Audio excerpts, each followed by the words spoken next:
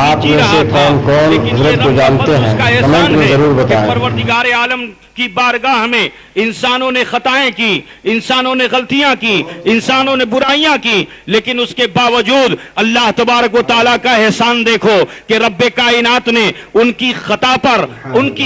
پر اپنی عطا کسی رسول کی شکل میں، کسی نبی کی شکل میں بھیج کر انسانوں پر احسان فرمایا، انسانوں پر کرم فرمایا کہ جب جب انسان برائیوں پہ آبادہ ہوا، جب جب انسان خطاؤں کی طرف آمادہ ہوا، اللہ تبارک و تعالیٰ نے اپنے کسی نبی کو، اپنے کسی رسول کو اس دنیا میں مبعوث فرما کر انسانوں کی ہدایت فرمائی۔ ورنہ سینکڑوں سال عبادت کرنے والا عزازیل صرف ایک انکار کرتا ہے، اور اس ایک انکار کی بنیاد پر لعنت کا توق اس کی گردن میں ڈال دیا جاتا ہے۔ لیکن انسان پر اللہ نے بے شمار احسان فرمایا، یہاں تک کہ اپنے محبوب جناب احمد مجتبی محمد مصطفیٰ صلی اللہ علیہ وسلم کو اس خاکدان گیتی پہ جلوہ فگن فرمایا۔ لیکن جب ان انسانوں کا سدھار نہ ہوا تو کسی کو پروردگار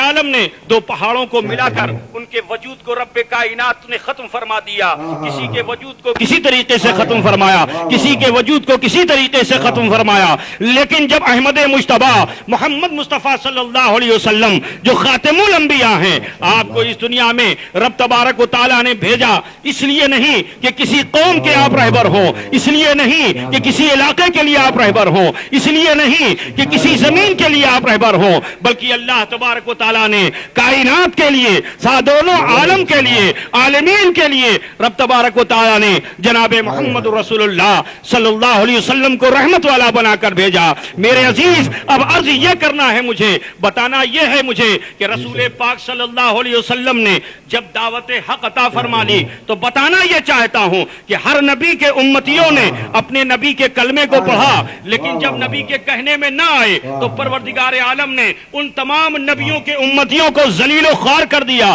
تباہ و برباد کر دیا۔ لیکن اللہ کا کیسا عظیم الشان احسان ہے کہ پروردگار عالم امت محمدیہ کو آگاہ فرما رہا ہے کہ یا ایھا الذین آمنوا اتقوا اللہ، اے ایمان والو اللہ سے ڈرو، اے ایمان والو اللہ کا خوف پیدا کرو، اے ایمان والو اللہ کا خوف پیدا کرو اور سچوں کے ساتھ ہو جاؤ۔ یہ احسان ہے رب العالمین کا، امت محمدیہ پر یہ احسان ہے۔ ورنہ اور نبیوں کے امتیوں نے بھی جب خطائیں کی تھیں تو دو پہاڑ کو ملا کر ان کے وجود کو ختم کر دیا تھا، ان کے وجود کو مٹا دیا تھا۔ لیکن میرے رسول کی رسالت صبح قیامت تک ہے، میرے رسول کی رسالت جب تک یہ چاند و سورج ہے رسول کی رسالت رہے گی، جب تک کہ دریاؤں میں روانی ہے رسول کی رسالت رہے گی، جب تک کہ چاند میں چاندنی ہے رسول کی رسالت رہے گی، رسول کی رسالت قیامت تک رہے گی، اور جب تک میرے رسول کی رسالت رہے گی اس وقت تک میرے رسول کی امت رہے گی، کیونکہ اب میرے رسول کے بعد کوئی نبی آنے والا نہیں ہے۔ آقا خود فرماتے ہیں لا نبی بعدی، میرے بعد کوئی نبی آنے والا نہیں ہے۔ تو جب رسول کے بعد کوئی نبی نہیں آنے والا ہے، اب اگر یہ قوم گمراہ ہو گئی، اب یہ قوم اگر ذلیل و خوار ہو گئی، اب یہ قوم اگر تباہ و برباد ہو گئی، تو بتاؤ زمانہ پھر کس کا رہے گا؟ اس زمانے کو ختم کر دیا جائے گا، اس زمانے کو مٹا دیا جائے گا، اس زمانے کو کے وجود کو ختم کر دیا جائے گا۔ رب کائنات نے احسان فرمایا صرف امت پر ہی نہیں، اس زمانے پر بھی رب کائنات کا احسان ہے، کیونکہ امت رہ رہی ہے، امت رہ رہی ہے۔ نعرہ رسالت محترم سنی دارالعلوم محمدیہ، نعرہ تکبیر۔ تو ڈرایا کسے گیا؟ جو کلمے کو پڑھ رہے ہیں لیکن کلمے کے دائرے میں نہیں ہیں،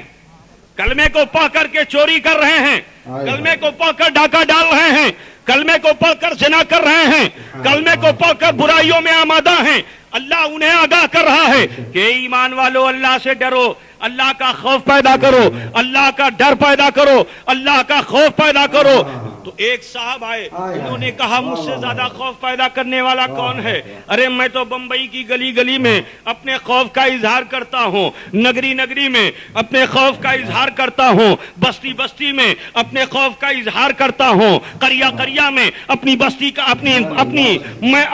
اپنے خوف کا اظہار کرتا ہوں۔ مجھ سے زیادہ کون ہے اللہ سے ڈرنے والا؟ تو رب نے فرما دیا مجھ سے ڈرنا کافی نہیں ہے، کیونکہ تم ڈر کر بھی مجھ سے نہیں ڈرو گے، کیونکہ ڈرنے کے لیے ڈرانے والا چاہیے، ڈرنے کے لیے